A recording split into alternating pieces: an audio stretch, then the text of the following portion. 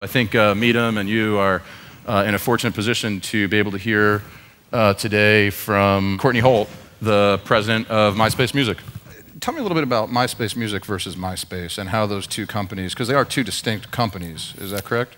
Well, MySpace Music is a venture, but we are majority controlled by MySpace. So I look at this as the music business is a division of MySpace proper. We're wholly tethered, but we do have some operational distance. It gives us opportunities to benefit from the vast audience and some of the amazing tools that live within MySpace, but also gives us some independence to try and talk to consumers a little differently, talk to brands and media differently. But we are the music engine of MySpace proper. So tell me a little bit, if you would, about sort of the playing field that you stepped onto here. What's the situation? What do you see as your strongest assets right now, and your biggest opportunities, and then also, what are your biggest challenges out of the gate? Look, over the course of the last 4 years, MySpace Music was built as a marketing and promotional platform. It was a place for artists to build profiles, promote themselves, expose their content, talk to their fans, and to ingest a legitimate label catalog, to turn it from what was sort of this promotional landscape to be an active business has been somewhat complicated. I mean, I know that the teams that have worked really hard on the product side have looked to say, how do I take this and ingest a legitimate catalog and assign the rights to the appropriate artist profiles that needed to get assigned. And that's not trivial when you're dealing with a site that reaches 125 million global users. That's a big deal. I think a lot of people, when they look at where MySpace Music is today versus where it launched, it looks like there hasn't been a lot of evolutions on the consumer-facing side. But there's been a ton of work to fix metadata, make content more findable, and start to build to the place where we can build or evolve the consumer-facing experience. And that's why I'm excited to come in at this time, because I feel like this is the moment when we can actually start to change what the consumer sees and how people are going to interact with it. So one challenge is to make sure that we end up with a great competitive product in the marketplace, to take advantage of the audience and keep them engaged. The other part is also to work on great ways and unique ways to monetize that content. I mean, this is a business we want to generate revenue from, and so I have to look at all the different ways that we're going to drive revenue. We've got some core business models, and we're going to expand into some others. So I look at this as we've got an audience that's now getting accustomed to a legitimate library of content.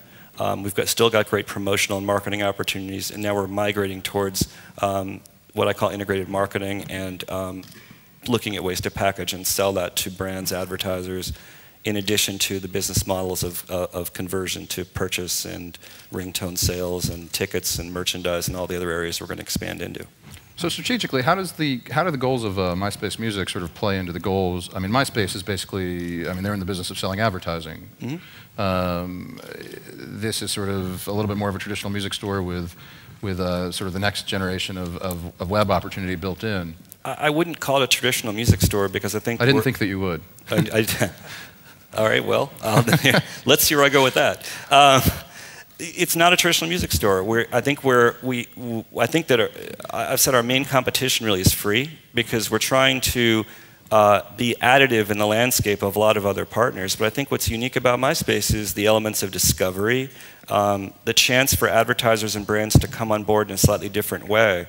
There's been amazing music programs. You take something like Secret Shows that have launched all over the world and had amazing artists perform. Everyone from The Cure to Baby Shambles to Pink to you name it have performed on the MySpace Secret Show. And these are chances where people who are engaged in the MySpace community can go see an act that they wouldn't otherwise see. And whether it's a market like Smashing Pumpkins playing in France or The Cure playing the Troubadour in front of 200 people, these are amazing new media opportunities for music and for consumers. We're going to expand into more of those. I think those types of programs are really relevant. And so we have programs like The List and how do those feed a business model? I mean, do you see those as marketing, or do you see those as a more direct revenue? They'll be sponsored. Yeah. It produces content. That content can be streamed, sold, packaged. These are new media platforms for music exposure. I think that's interesting. There's not a lot of places where people can have these sort of recurrent, relevant music programs to tap into. And for us, it's about creating those opportunities. I think we need to figure out a handful of them that we think are extensible, that we can keep repackaging. And brands, look, brands want to be in the music space. There's a huge appetite for brands to participate in programs like this because they also want to be in social media.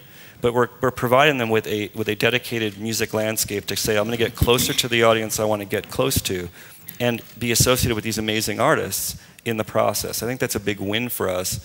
And I think there's other things that we're going to be able to do as a pivot off of that. You know, we have an amazing platform for differentiation. I mean, MySpace is a great presentation tool. Artists get to define their landscape the way they want. It looks the way they want. There's a great sense of personalization.